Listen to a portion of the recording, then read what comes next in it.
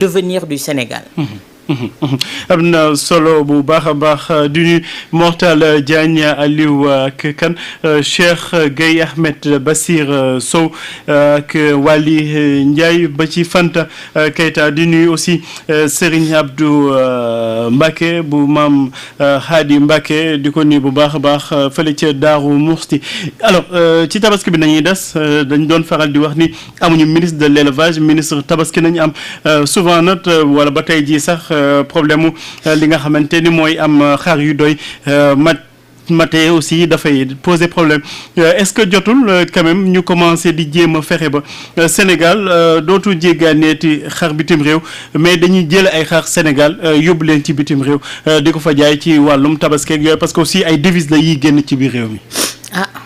du ma ne déwén la du ma ne déwén géej la côté boobu nag moom Pape. par rapport à l'élevage. du ma ne déwén du ma ne déwén géej. mun nañu am yaakaar nag bu fekkee ne teg nañu politique de l'élevage boo xamante ne macha allah dina mucc ayib mais bu fekkee ne ci wàllub xar yi pamata aventuré wul rek nga dem ci zone de pâturage yi. ndax xar yi fekk nañ fa loo xamante ne zone de pâturage la parce que conflit bi am tout le temps entre éleveurs ak pasteurs dafa bëri loo xamante ne tey sooxeel na li nga xamante ne moo di suñu élevage ak li nga xamante ne moo di teg yi nga xamante ne war nañ koo am pamata parce que chaque année ñu ne la li ngay jéggaani moo ëpp fuuf li nekk ci biir réew mi chaque année ñu wax la ko tey ñi ngi jéem a def ay insémination mais par rapport ak li nga xamante ne moo di les bovins waxaguñu ci li nga xamante ne moom moo di xar yi te Pape également xar yi nga xamante ne tey suñu borom daraja yi moom la ñuy def seen élevage loolu du élevage u tabaski tey ki ci élevé ay laadum ak ay yinimel loo xamante ne ay xarut ay millions la loolu du man pour sama classe gi du ñun tey il faut ñu xool parce que tey moo yi nga xamante ne moom mooy gangréner élevage dafa bëri vol de bétail bi mi ngi fi naam criminalisé nañ ko mais amul benn résultat de ce fait c'est à revoir loi boobu par rapport à la criminalisation ci vol de bétail li nga xamante ne également mooy di zone de pâturage bi également divergence yi am tout le temps entre éleveurs et pasteurs xam nga déggoon nga président de la république defe naa Koungheul la demoon Koungheul la woon xaw ma Kaffrine oui bi nga xamante ne ñu ngi doon wax ci fànn boobu te loolu moo ko fa yóbbu woon te déggoon nga jour boobu les éleveurs et les pasteurs ñoom ñëpp dañu ñëwoon pour joxantewaat loxo mais loolu mooy façade bi liy feeñ mais soo demee sur le terrain Pape dañ koy dund night and day de ce fait yooyu yëpp du loo xamante ne dañuy toog nii di ko théoriser.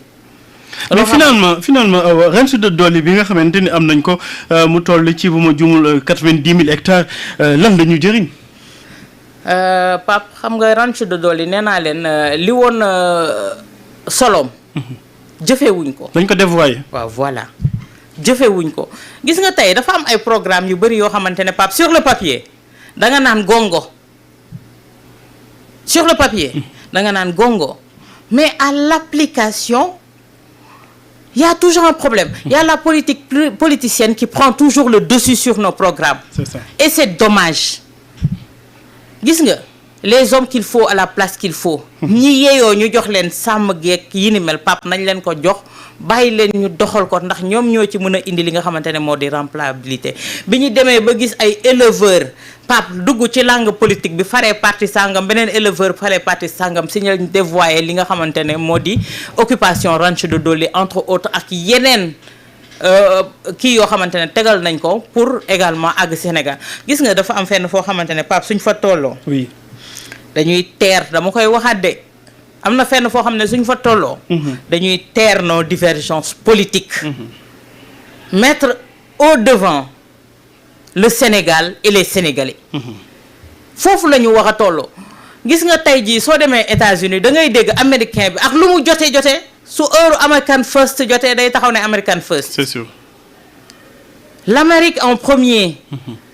ñun foofu la ñu wax a toll. mais tey au Sénégal tu dois voir de ces divergences yoo xamante ne sa xol bi day tàng ndax lan ay nit yoo xamante ne li ñuy kaas c'est pour des intérêts crypto personnels wala singali ab benn nit. boo xamante ne ñoom bañ rek mais amuñu raison tey soo leen waxoon lu tax tey nga bañ kii ba ne doo ko jàppale wallahi azim duñ la wax benn raison Pape Matar. Et quand ils souhaitent l'échec d'un gouvernement ils souhaitent l'échec des Sénégalais. oui ci tabaski bi moom da ngay dégg ñenn ñi da ngay naan est-ce que ñi sax yéenewuñu Sénégalais ñu torox. tout simplement parce que ñoom il se suffit à eux-mêmes ah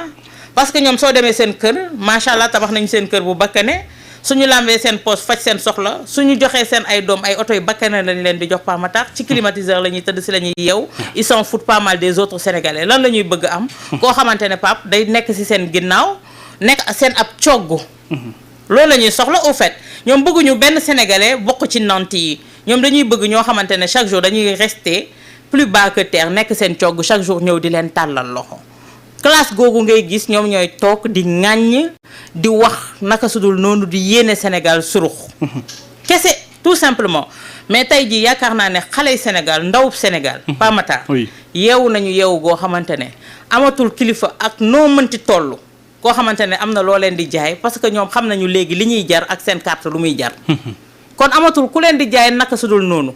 ku leen di jaay naka sudul noonu patt bi la ñuy maye ba bés jot ñu won la seen bopp tout simplement donc de ce fait pour man y a un discours à tenir y a un langage à avoir par rapport aux Sénégalais ak nooy comporté woo ak ñoom ak nooy wax ak ñoom alors bu ñuy wax tabaski wax déplacement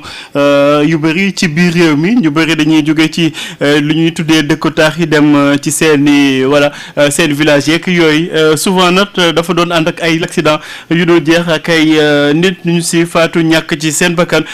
tabaski bi ak tabaski bi ñu génn ñu nemmeeku quand même taxawaay bu am solo bu Dakar Dem Dikk amal ba wax dëgg yàlla li ñuy wax ci wàllum sax prix yi ñuy yokk transporteurs yi di xëy suba di yokk prix nu mu leen neexee fi nga doon demee 3000 ñu la 12000 ak yeneen yooyu nemmeekuñu ko mais aussi l'accident yi bu ñu niwul amul aussi néew na trop. Pape la société nationale un grand bravo ak si ñoom parce que tey jii li nga xamante ne moo di suprématie transporteurs yi bi pa ñoom ñoo ko affaiblir muy daaw muy ren. Parce que bi ñu jëlee la société nationale de transport mettre à la disposition des populations sénégalaises Pape loolu mooy da nga delloo mbart ci ndaala rek ndax société boobu askanu Sénégal moom moo tax muy taxaw lu mu am ci nguurub Sénégal suñu nee nguurub Sénégal askan wee tax kon tey man j'aurais bien aimé que ñu renforcer le parc automobile de Dakar Dem Dikk. mu mën di continuer comme ni mu defee yaa Sénégal Dem Dikk mu mun a continuer di desservir l'intérieur du pays gis nga tey suñ ko defee ces transporteurs véreux là Pape ñoom ñëpp dinañu dellu ginnaaw parce que dootuñu gis seen mbir dox xam nga loolu moom moo fi indi woon bu société de transport privé ñëw fii commencé def di yenn desserte yi ñu commencé ñoom tamit di fippu mais yow yaa ngi rebelle wu ci loo xamante ne Pape sa oto soo ko nee njaay mu wadd amul benn commodité amul sécurité rien du tout nga boole ceeg yenn ci chauffeur yi si ñi ma ko sañ a wax lu yàlla xam doy na Pape danga ciy dugg koo xamante ne mujj gi da ngay léemu soo duggee ci oto bi da ngay léemu booba ngay wàcc te doo sañ a wax tey moo tax ma ne la société nationale de transport tey jii pour man warul yem ci benn war nañu yokk parc automobile bu Dakar Dem Dikk doter leen de beaucoup plus de moyens mettre les transports les chauffeurs à l'aise ba nga xamante ne Pape ku ciy dawal yépp ay bakkan itam kooku boppam dafa war a féex du am stress ba nga xamante ne il va conduire les clients à bon port kon ñooñu dañ leen war a revaloriser société nationale de transport suñu yokkee parc automobile am tey feet yi su jotee dootuñu toogati di spéculer au niveau des plateaux entre autres pour parler du transport déficit beeg yokk nañu paas beeg yokkuñu fa dafa am step boo xamante ne soo fa tolloo Pape da nga ko war a dépasser ñun tey Sénégal ñu ne le 21e siècle on s'attarde sur des problèmes de transport feet su jotee ñu ne la yokk nañu paas yi nii la demee transporteurs yi ñu ngi xeex ak benn société de transport privé bu installé woo kii ni mel yooyu yëpp ay no la pour man am na fenn foo xam ne suñ fa tolloo ci Sénégal yooyu yëpp dañ ko war a réguler te li may wax chaque jour dafa am secteur yu nekk yoo xamante ne Pape dañu toll ci réew moo xamante ne tout est à refaire mais bu fekkee ne dañu ñëw am nguur boo xamante ne day lâcher du lest yu bëri àndu ci rigueur Pape Matar day mekk fukki di gas fukki di suul kàmba yu bëri waaye pax du am. déedéet ñi nga xamante ne aussi dañu xëy dem fële ca Popenguine ci seen pèlerinage bi amaana bu Dakar dem dikk